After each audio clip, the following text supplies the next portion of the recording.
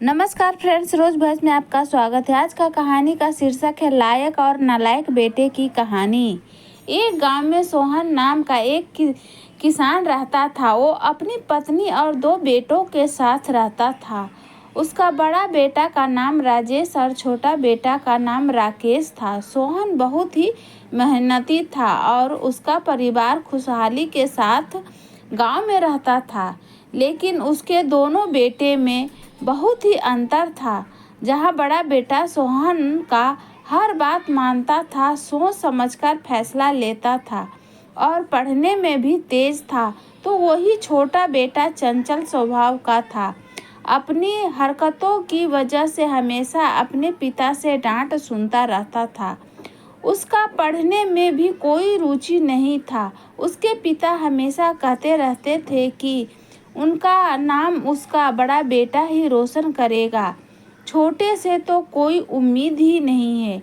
इसी तरह साल बीतते गए और उनके दोनों बेटे भी बड़े हो गए। अपने अपने प्रकृति के अनुसार बड़ा बेटा पढ़ लिख कर शहर में एक सरकारी विभाग में अफसर बना, तो वही छोटा बेटा अपनी पढ़ाई छोड़कर पिता के साथ खेत में काम करने लगा। सोहन भी उम्र दरार हो गया था, जिसकी वजह से घर की आमदनी भी कम हो गई थी और छोटा बेटा सिर्फ पिता के निर्देशों को ही मानता था, अपने तरफ से कुछ नहीं करता था। कुछ महीनों बाद सोहन एक बहुत बड़ा घर परिवार देखकर अपने बड़े बेटे राजेश का विवाह करवा देता है। उनका बहू भी बहुत पढ़ी लिखी मिलती है। विवाह के बाद बेटा और बहू दोनों शहर चले जाते हैं। लेकिन कुछ महीनों बाद बड़ा बेटा शहर से वापस आता है और अपने पिता से कहता है, पिताजी, मेरा विवाह हो चुका है और कुछ दिनों बाद मेरा परिवार भी बड़ा हो जाएगा। मैं चाहता हूँ कि मेरे हिस्से का जमीन जायदाद मुझे दे दिया जाए, जिसे बेचकर मैं शहर में एक नया फ्लैट ले सकूं, क्योंकि अब तो हमारा गांव में रहना मुमकिन नहीं है। काम काज सब शहर में है। सोहन भी अपने बेटे की बातों से सहमत था। उसने बिना कुछ सोचे समझे वकील को बुलवाकर जायदाद के एक बड़े हिस्से को अपने बड़े बेटे के नाम कर देता है। बड़ा बेटा भी कहे अनुसार उसे बेचकर शहर में एक बड़ा सा फ्लैट ले लेता है। इसके बाद सोहन के पास सिर्फ रहने के लिए एक छोटा सा घर और खेती के लिए एक छोटा सा जमीन का टुकड़ा रह जाता है, जिसमें सोहन और उसका छोटा बेटा राकेश खेती करते थे। एक दिन जब रात को सोहन सो रहा था, तभी उसके दरवाजे पर कोई आया और जोर जोर से खटखटाने लगा। आवाज सुनकर सोहन और उसकी पत्नी दरवाजा खोलते हैं और सामने का नज़ारा देखकर उनके पैरों तले जमीन खिसक जाते हैं। तो देखते हैं कि उनका छोटा बेटा राकेश और एक लड़की दूल्हे और दुल्हन के लिबास में खड़े थे। सोहन ये सब देखकर चिल्लाते हुए पूछता है, ये सब क्या है? तभी छोटा बेटा राकेश कहता है, पिताजी, ये मैथिली है। हम दोनों कई सालों से एक दूसरे को पसंद करते हैं, लेकिन मैथिली के परिवार को हमारा रिश्ता पसंद नहीं था, जिस कारण से मैथिली का विवाह कहीं और करवाना चाहते थे। इसलिए हमने एक दूसरे से विवाह कर लिया। सोहन राकेश से कहता है, ये तूने क्या किया? तूने कभी हमारी बात नहीं मानी, हमेशा अपने ही मन का किया।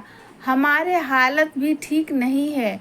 मैंने सोचा था कि तेरा विवाह कहीं अच्छी जगह करवाकर उससे मिलने वाली दहेज से अपने हालत सुधारेंगे, लेकिन तूने सब बर्बाद कर दिया। तू हमेशा से नालायक था। बस अब और हम तेरे साथ नहीं रहना चाहते। हम शहर चले जाएंगे, अपने बेटे बेटे के पास तू अपनी जिंदगी संभाल ले। हाँ, वैसे भी बहुत दिनों से राजेश हमें शहर बुला रहा है, लेकिन तू फिक्र न कर, हम तेरे प्रति अपने सारे कर्तव्य को निभाते हुए जाएंगे। बचे हुए सारे जायदाद को तेरे नाम करके जाएंगे।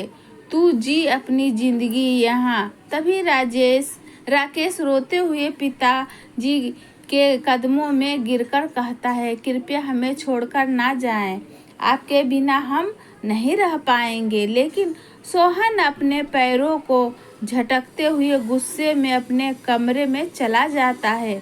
कहे अनुसार अगले ही दिन वो वकील को बुलवाता है और बची हुई जायदाद अपने छोटे बेटे राकेश के नाम करके अगले ही दिन अपनी पत्नी के साथ शहर अपने बड़े बेटे के पास रहने चला जाता है।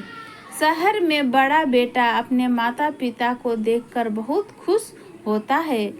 राजेश को एक बेटी भी होती है। सोहन और उसकी पत्नी अपने पोती के साथ हंसते खेलते एक साथ उस फ्लैट में रहने लगते हैं। इसी तरह 4 साल बीत जाते हैं। इन 4 सालों में सोहन अपने छोटे बेटे के बारे में कभी पता करने की कोशिश नहीं की, लेकिन छोटा बेटा हमेशा सोहन को खत लिखता था और आने का आग्रह करता था, लेकिन सोहन उस खत का एक बार भी जवाब नहीं दिया। एक दिन सोहन अपनी पोती के साथ खेल रहा था, तभी राजेश आता है और अपने माता पिता से कहता है, हमें आपसे कुछ बात करना है। सोहन कहता है, बोलो बेटा, क्या कहना चाहते हो। राजेश कहता है कि जब हमारी बेटी हुई तब हमने आप लोगों को बुलवाया उसका ख्याल रखने के लिए, क्योंकि शहर में हमें समय नहीं मिल पाता इन चीज़ों का। अब हमारी बेटी बड़ी हो गई है और आप लोग का यहाँ लगभग 4 साल से ज़्यादा हो गया है। हम चाहते हैं कि आप लोग वापस गांव चले जाएं। मेरी पत्नी को भी घर में एकांत का परेशानी हो रही है। सोहन और उसकी पत्नी राजेश की बातें सुनकर दुखी हो जाते हैं। वो तो यहाँ हमेशा के लिए आए थे, उन्हें नहीं पता था कि राजेश उन्हें अपने सहूलियत के लिए बुलाया था। सोहन मुस्कुराते हुए अपने बेटे से पूछता है, ये घर तो तुम्हारा है ना। इस पर राजेश कहता है, नहीं पिताजी, मैंने ये घर अपनी पत्नी के नाम पर लिया है, क्योंकि जायदाद खरीदने पर महिलाओं को कम टैक्स चुकाना होता है और मेरी पत्नी भी चाहती थी कि घर उसके नाम पर हो। सोहन फिर मुस्कुराते हुए कहता है, मान गया बेटा, तुम कभी कोई घाटे का सौदा नहीं करते। लेकिन इतना ही कहते सोहन की आंखें नम हो जाते हैं। फिर दूसरी तरफ घूमकर कहता है, चिंता मत करो बेटा, हम 1-2 दिनों में ही चले जाएंगे। असली में गलती हमारी है, इतने दिनों तक यहाँ नहीं रुकना था। उस रात सोहन और उसकी पत्नी को नींद नहीं आती। सोहन की पत्नी कहती है, अब हम कहाँ जाएंगे। पूरे 4 साल हमने इस घर में बिता दिया। शहर के बारे में कोई जानकारी नहीं है। गांव में सारा जायदाद छोटे बेटे को दे दिया। उसका रवैया कैसा होगा हम नहीं जानते। अब हमारी उम्र भी नहीं रही काम करने की। अब हम कहाँ जाएंगे, क्या करेंगे। 2 दिनों के बाद सोहन और उसकी पत्नी गाड़ी पकड़कर गांव वापस आते हैं। वो रेलवे स्टेशन से मायूसी के साथ सर झुकाए बाहर निकलते हैं कि तभी बाबूजी का आवाज़ सुनाई देता है। सामने देखते हैं कि एक आदमी उन्हें बाबूजी करके बुलाता है। वो उसे पहचान नहीं पाते हैं। सोहन उस आदमी से पूछता है, तुम कौन हो बेटा, हमने तुम्हें पहचाना नहीं। फिर वो आदमी कहता है, बाबूजी, हम मोहन हैं, हम राकेश भैया के लिए काम करते हैं। आप हमें नहीं देखे इसलिए आप हमें नहीं पहचानते हैं। चलिए हम आपको घर ले चलते हैं। ये बोलते हुए वो आदमी सोहन का सामान उठाकर एक कार में डालता है और उन्हें बैठने के लिए कहता है। सोहन को कुछ समझ में नहीं आता है। वो और उसकी पत्नी गाड़ी में बैठ जाती है और गाड़ी चलने लगता है। उस दौरान वो आदमी सोहन से कहता है, बाबूजी, अगर पता होता कि आप आने वाले हो तो राकेश भैया भी आपको इस स्टेशन लेने आते। आप तो हमें स्टेशन पर इत्तेफाक से मिल गए। कोई बात नहीं, हम राकेश भैया को सरप्राइज देंगे। सोहन चुपचाप उसकी बातें सुनता है। कुछ घंटे बाद गाड़ी एक बंगले के सामने रुकती है। तभी सोहन कहता है, बेटा, तुम हमें कहाँ ले आए हो? ये हमारा घर नहीं है। शायद तुम्हें कोई गलतफहमी हुई है। आदमी कहता है, नहीं बाबूजी, हमें कोई गलतफहमी नहीं हुई है। आप थोड़ा इंतज़ार करिए, भैया और मालकिन आते ही होंगे। तभी वो आदमी मालकिन मालकिन कहते हुए अंदर चला जाता है। कुछ देर बाद एक खूबसूरत सी औरत एक बच्चे के साथ बाहर आती है और आकर सोहन और उसकी पत्नी के पैर छूती है। तभी सोहन की पत्नी उस औरत से पूछती है, बेटी, तुम कौन हो? हमने तुम्हें पहचाना नहीं। तभी वो औरत कहती है, पहले आप लोग अंदर चलिए, हम सब बताते हैं। अंदर जाने के बाद वो औरत सोहन और उसकी पत्नी की सेवा में लग जाती है और उस दौरान कहती है, हम आपकी छोटी बहू मैथिली हैं और ये आपका पोता है और हमारा बेटा है। आप लोग हमारी विवाह पर बहुत नाराज़ थे, इसलिए आप लोग हमारा चेहरा तक नहीं देखे और शहर चले गए। राकेश जी भी बहुत बार आप लोगों को खत लिखे, उसका कोई जवाब नहीं आया। भगवान का शुक्र है कि आप लोग वापस आ गए। इसी दौरान राकेश भी आ जाता है और पैर छूते हुए अपने माता पिता का हाल चाल पूछता है।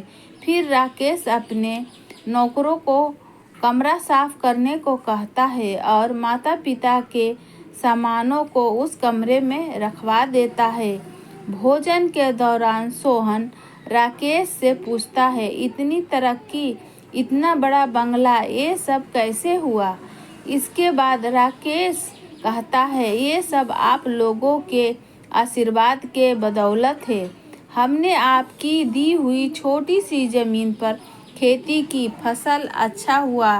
फिर उस आमदनी को हमने व्यापार में लगाया। इस तरह हम तरक्की करते हुए, आप यकीन नहीं मानेंगे, हमने आपकी बेची हुई ज़मीन भी दोबारा खरीद ली। ये सुनकर सोहन और उसकी पत्नी के आंखों में खुशी के आंसू आ जाते हैं। वे लोग वहीं खुशी से रहने लगे। राकेश और मैथिली हमेशा उन लोगों का आदरपूर्वक सेवा करते रहे। इसी तरह पूरा 8 महीना बीत जाता है। एक दिन शाम के समय सोहन और उसकी पत्नी नदी के किनारे बने बेंच पर बैठे थे। उसी दौरान सोहन किसी गहरी सोच में था। तभी पत्नी सोहन से पूछती है, क्या बात है, इतना क्या सोच रहे हो? सोहन अपनी पत्नी से कहता है, हमारे 2 बेटे हैं।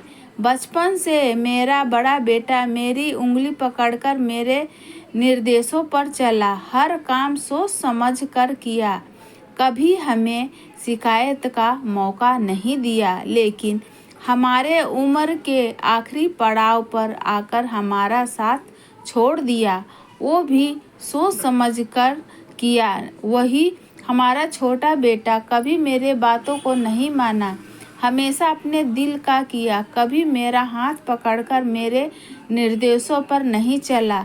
जो भी फैसला करता था, सही हो या गलत, हमेशा खुद के फैसले लेता था। इस कारण हमने उसका साथ छोड़कर चले गए, लेकिन हमारी उम्र के आखिरी पड़ाव में वो आकर हमारा हाथ पकड़ा और साथ दिया। सोच रहा हूँ दोनों में कौन लायक है और कौन नालायक। जिसे हमने लायक समझते थे और वो आखिरी पड़ाव में हमारा साथ छोड़ दिया, वो लायक है, या वो जिसने कभी हमारी नहीं सुना और खुद के बलबूते पर तरक्की किया और हमारी आखिरी पड़ाव में आकर हमारा हाथ थामा। ये सुनकर पत्नी हल्की सी मुस्कुराती है और कहती है, ये सवाल दुनिया के हर माता पिता के होंगे और हर माता पिता इन सवालों का जवाब अपने नज़रिया से ढूंढते होंगे, जैसे हमने किया। यही ज़िंदगी है, चलिए चलते हैं। बेटा और बहू हमारा इंतज़ार कर रहे होंगे, रात होने वाली है। तो फ्रेंड्स, ऐसी कहानी सुनने के लिए चैनल से बने रहे। इस वीडियो को लाइक करें।